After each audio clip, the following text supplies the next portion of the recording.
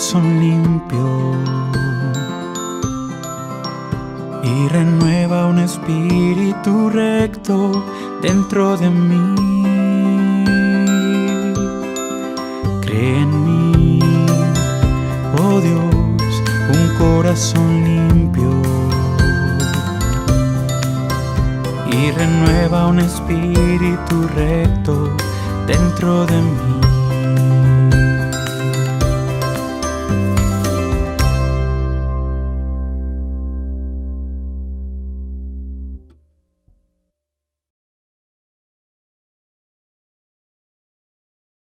Buenas tardes, hermanos. Las canciones de hoy son uno de nuestros signos, el 418, Señor, tú me llamas, y otra canción que se titula Me ha mostrado. Pues juntos podemos alabar y adorar al Señor porque Él nos ha llamado por nuestro nombre y quiere que nuestras vidas sean útiles para Él, de tal forma que podamos ser honestos, misericordiosos y compasivos con los demás, para que podamos llevar de esta forma, no solo con nuestras palabras, sino con nuestras vidas, el mensaje de la cruz. Pues bendiciones, hermanos.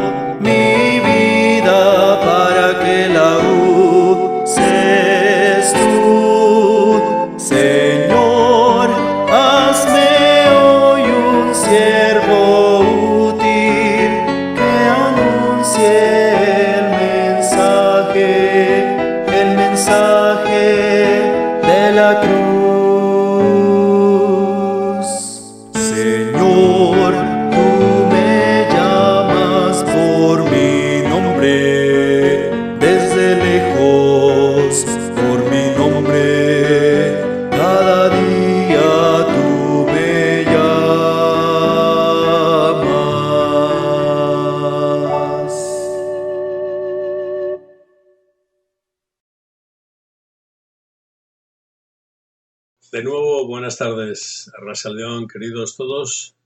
Hoy, al abrir las Escrituras, dejando atrás los libros proféticos que hemos visto en estos meses y semanas pasados, retomamos el Nuevo Testamento. Y nos vamos a enfocar, como habíamos anunciado, en la excelente epístola del apóstol Pablo y enviada a la iglesia de Roma, cuando él ya tenía previsto venir hasta España. Y evidentemente Roma quería usarlo solamente de paso, como trampolín, para que los hermanos ahí le ayudasen a continuar el viaje, según él mismo describe en el capítulo 15 de la carta. Así que al mencionar esta carta, pues nos alegramos mucho que, digamos, fue escrita con la intención original del apóstol de venir hasta la península ibérica, ya que era considerado en aquellos tiempos el Finisterre del imperio, ¿verdad? El lugar más extremo de la tierra conocida en la Europa de aquellos días, antes de adentrarse en el Océano Atlántico, un mar que evidentemente no estaba explorado en aquellos tiempos. Se conocía principalmente el Mediterráneo y otras zonas del Pacífico, pero no tanto el Atlántico. Y para ellos era el Finisterre. De ahí viene el nombre de nuestro cabo de Finisterre, en Coruña, evidentemente. Y con esa mentalidad de imperio y de llegar a todos los extremos de lo que era Roma en aquellos días, pues Pablo quería venir hasta la península. Y hasta aquí Pablo planeaba llegar hasta España, Hispania llamada en aquellos tiempos, con el propósito de compartir el Evangelio en las ciudades principales de Hispania, que en aquellos días era una provincia más del Imperio Romano, donde, según él mismo nos dice en el capítulo 15, versículos 20 y siguientes, aún no había llegado el Evangelio, es decir, él quería venir aquí porque el Evangelio aún no había llegado hasta este pueblo. Y ahí estaban, en aquellos días había ya poblaciones importantes establecidas, ¿no?, por los pueblos anteriores al romano y luego afirmadas por Roma. Entre ellas estaban Tarragona, Mérida, que era la capital, digamos, de la Hispania de aquellos días, Córdoba, Sevilla, Toledo, Segovia, entre otras poblaciones relevantes, ¿no?, de aquellos días. Y precisamente los restos arqueológicos y de construcciones románicas que tenemos en la península, pues nos hablan muy claramente de un testimonio cristiano muy temprano en nuestra península ibérica. Los viajes desde Roma normalmente llegaban hasta el puerto de Tarragona, Tarraco en aquellos días, y desde ahí se podría establecer una posible ruta que el apóstol Pablo y otros hermanos pues hubieran seguido a la hora de adentrarse en la península ibérica. Así que es muy posible que Pablo, después de todas las peripecias que vivió con su encarcelamiento y demás, llegase a venir con algunos colaboradores suyos hasta la península, solo que unos años más tarde de los que él había previsto en principio. Así que vale la pena recordar esas circunstancias en las que Pablo escribió esta carta. Carta que fue enviada en mano por medio de Febe, una querida hermana de confianza, y según él mismo dice, era servidora y diaconisa en la iglesia de Cencrea. Cencrea era una pequeña localidad cercana a Corinto, que era donde estaba Pablo, ultimando, digamos, la gestión de la ofrenda que habían preparado los hermanos de Acaya y de Macedonia para enviar a los pobres de Jerusalén y de Judea. Y mientras él estaba ahí en Corinto, escribe esta carta, ¿no? Y parece ser que la envía por medio de Febe y quizá algunos otros hermanos, pero menciona a Febe como la encargada, la responsable principal de llevar la carta a la iglesia de Roma. Así que el plan de Pablo era que, concluida esta tarea de gestionar la ofrenda que habían levantado los hermanos griegos y gentiles para enviar a los hermanos pobres, pues una vez acabado esto, él emprendería su viaje hasta España, pasando evidentemente por Roma. Y por eso el apóstol pide que oren por él. Miremos capítulo 15, versos 28 a 32, donde él escribió lo siguiente: Así que cuando esto haya concluido y les haya entregado esta ofrenda, pasaré a visitaros de camino a España. Y sé que cuando vaya a vosotros, llegaré con la abundante bendición del Evangelio de Cristo. Pero, hermanos, os ruego por nuestro Señor Jesucristo y por el amor del Espíritu que me ayudéis orando a Dios por mí, para que yo sea librado de los rebeldes que están en Judea, y que la ofrenda de mi servicio a los creyentes en Jerusalén sea bien recibida, para que, si en la voluntad de Dios, llegue a vosotros con alegría y pueda descansar entre vosotros.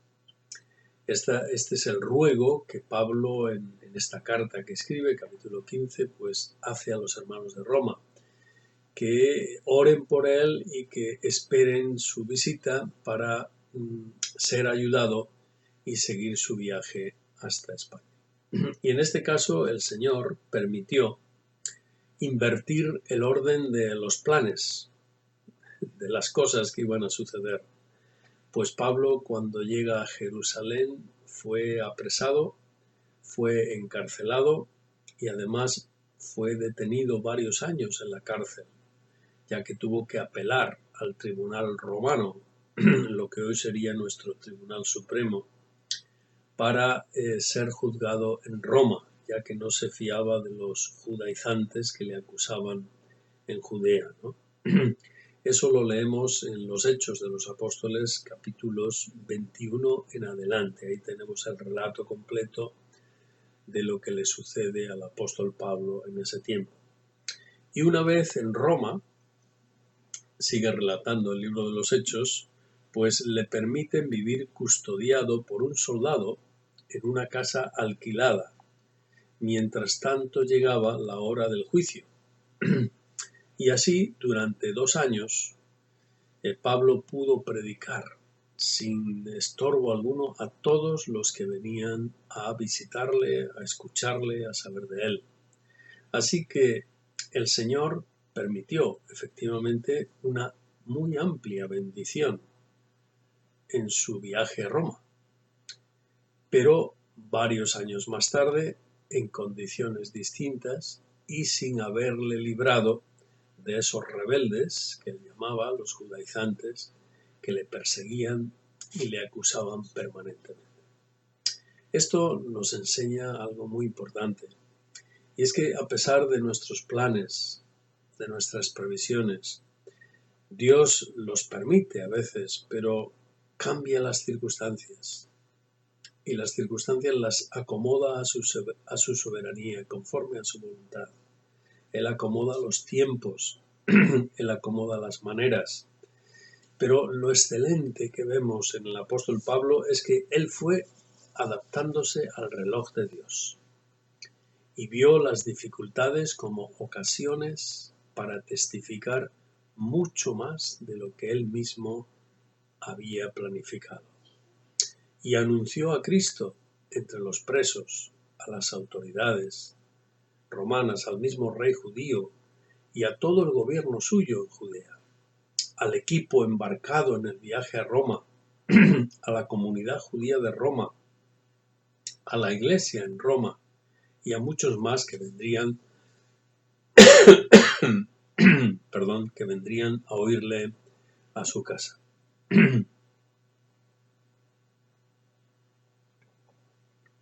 Es decir, su deseo de edificar a los hermanos en Roma y de anunciar el Evangelio fue cumplido con creces, mucho más allá de lo que él hubiera pensado, ¿no? Así que se cumple aquello de que el hombre propone, pero es Dios quien dispone, efectivamente.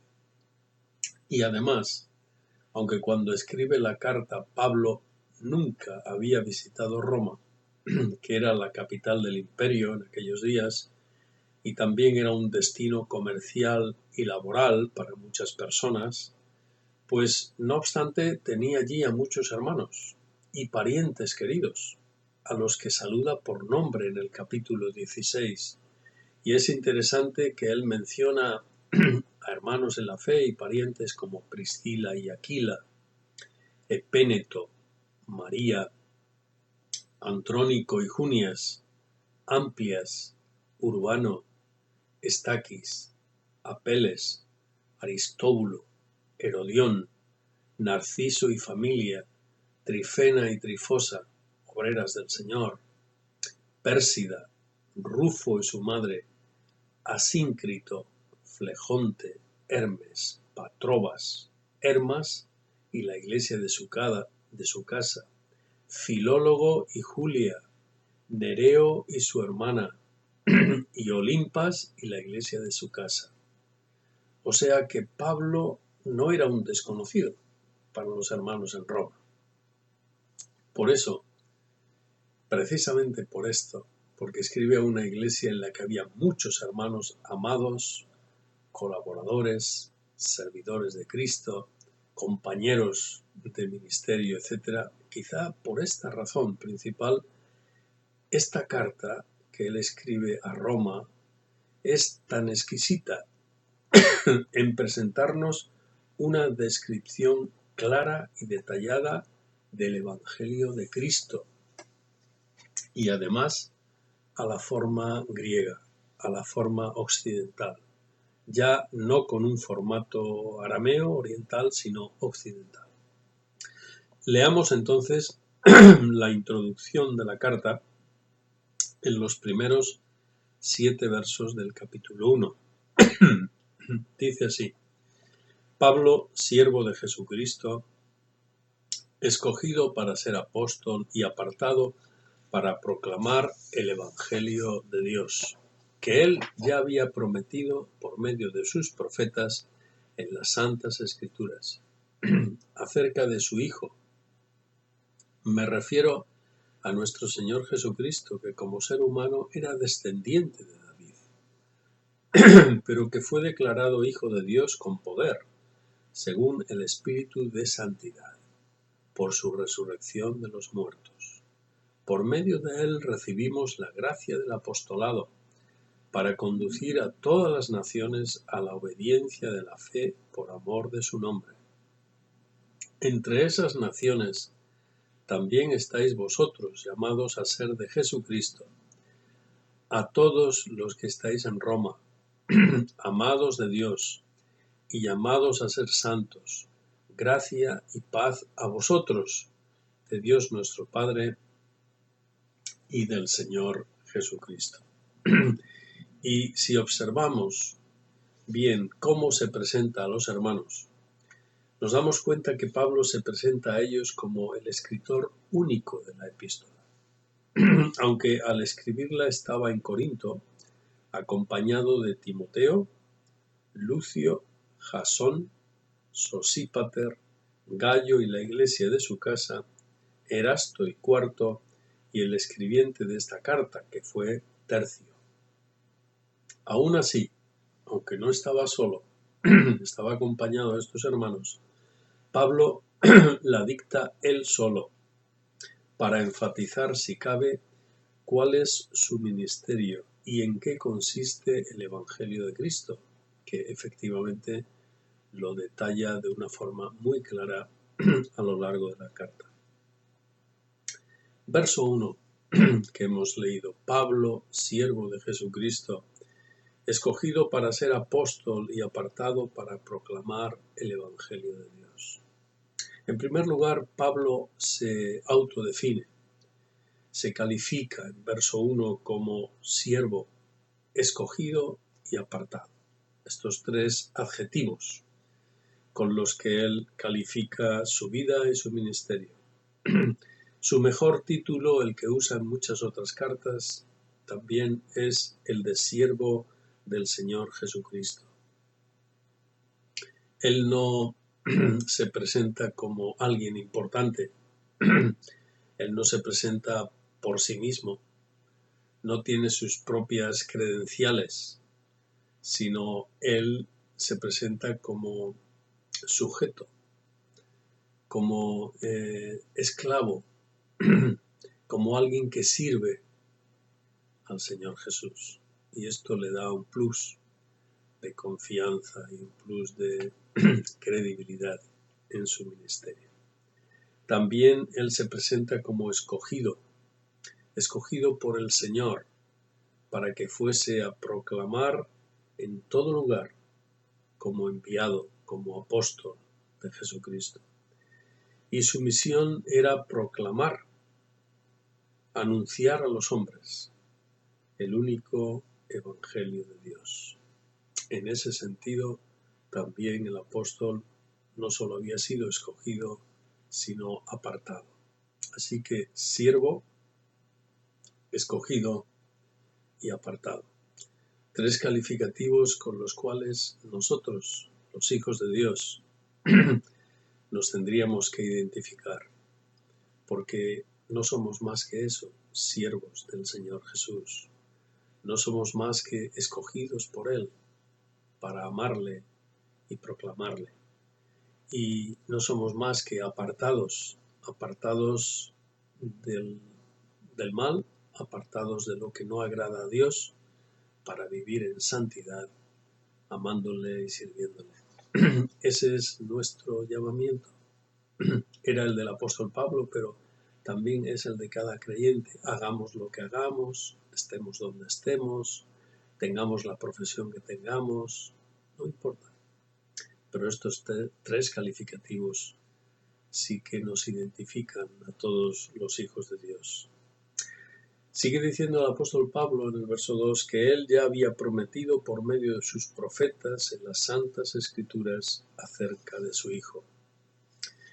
Es decir, es un evangelio, este evangelio de Dios, que las escrituras ya anunciaban, porque Dios lo reveló por sus profetas desde la antigüedad y además de forma progresiva, ¿no? Y podemos añadir también que desde el mismo Edén, cuando Adán y Eva desobedecen al Señor, Génesis 3, pues Dios mismo ya sentenció que de la descendencia de la mujer vendría aquel que derrotaría definitivamente a Satanás, que aplastaría su cabeza, le derrotaría. Nuestro Señor Jesucristo, dice el apóstol, ¿no? Verso 3, que como ser humano era descendiente de David, pero que fue declarado Hijo de Dios con poder según el Espíritu de Santidad por su resurrección de los muertos. Y ese Jesucristo, ese Jesús, sería un hombre 100%, descendiente y pariente de la familia de David, de la tribu de Judá. Y como bien sabemos por los evangelios, Jesús de Nazaret lo era, efectivamente, tanto de parte de María como de parte de José. Y a la vez, al ser resucitado por Dios Padre, fue declarado como Señor de los cielos y de la tierra. Es decir, con toda plenitud ya lo era, pero fue declarado por medio de la resurrección como el Señor, el heredero de toda la creación, nos dicen las Escrituras. Y entonces es cuando Él recibió total autoridad, universal además, y pudo enviarnos al Espíritu Santo, y pudo comenzar a gobernar a los que le confesaran como su Salvador. Y esos somos la Iglesia, el pueblo que Él adquiere como pueblo propio para sí, ¿no? Y por medio de Él, sigue diciendo el apóstol en esta introducción, recibimos la gracia del apostolado para conducir a todas las naciones a la obediencia de la fe por amor de su nombre. Es decir, ahora es Él quien entrega a los suyos, a sus hijos, su gracia. Entrega dones de gracia, inmerecidos, pero nos los entrega como un regalo de su amor hacia su pueblo. Esa gracia consiste en dones, en capacidades, en recursos, en posibilidades, en que la soberanía de Dios se pone al servicio de su pueblo, ¿no? Y que nos transmite, todo eso nos lo transmite el Espíritu Santo. ¿Para qué? Para ser íntegros, para ser lámparas de Cristo, para ser luz a las naciones, para poder compartir el Evangelio a todos los hombres en nuestro entorno, ¿no? Y además a todos los pueblos, llamando a los hombres a arrepentirse y a poner su confianza y obediencia en Cristo.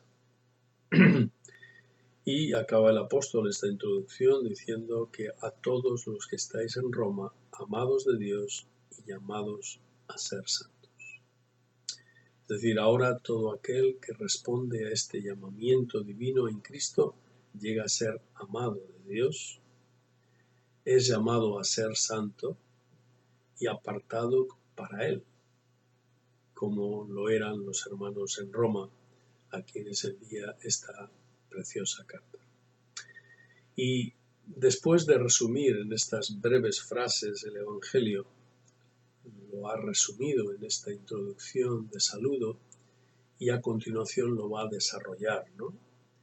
Y lo va a desarrollar en los 16 capítulos que tiene esta epístola y que veremos en adelante.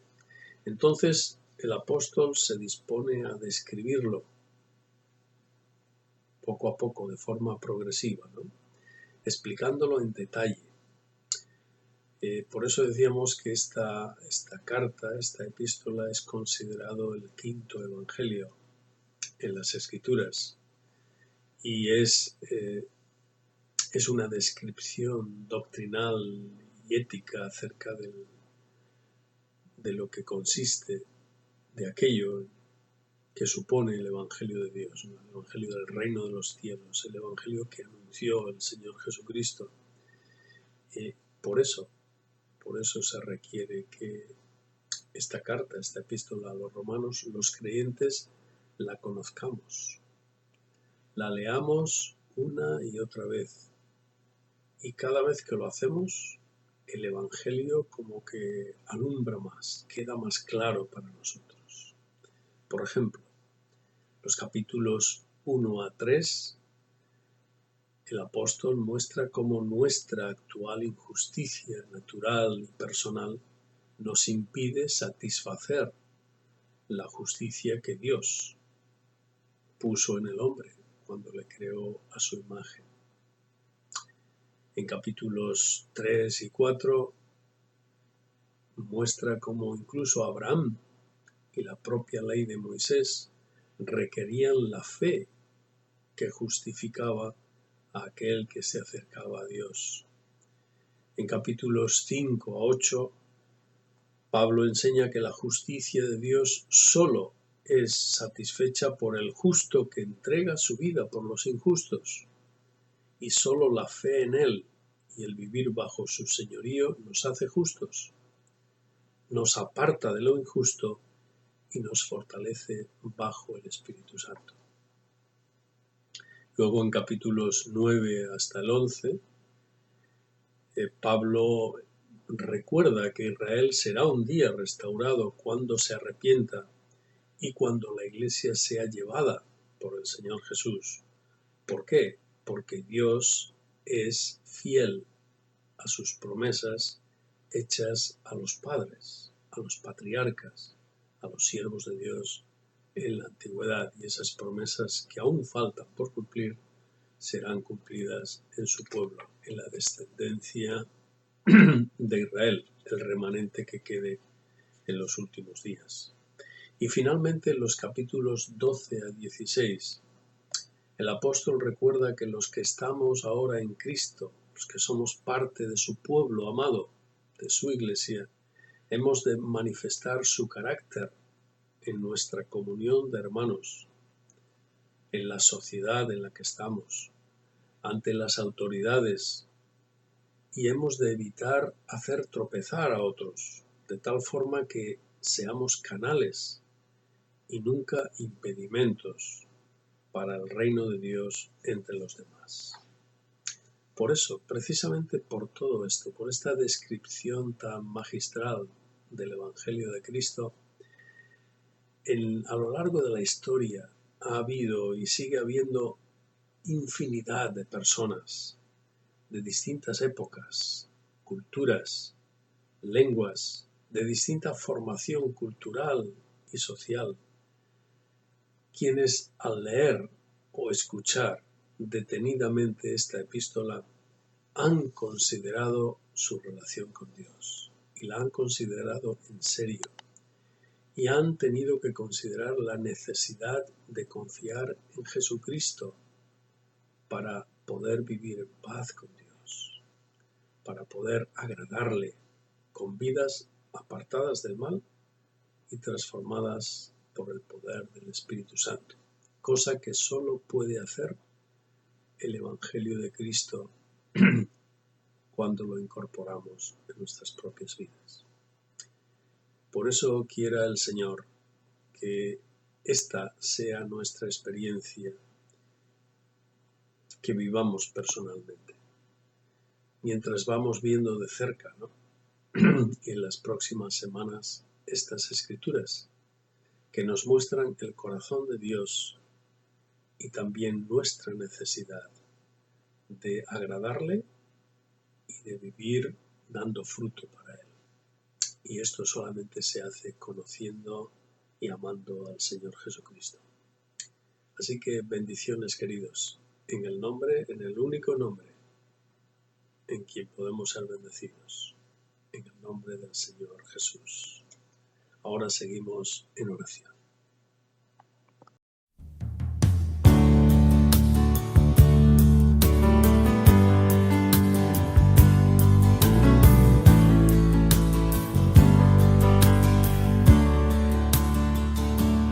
Me ha mostrado el Señor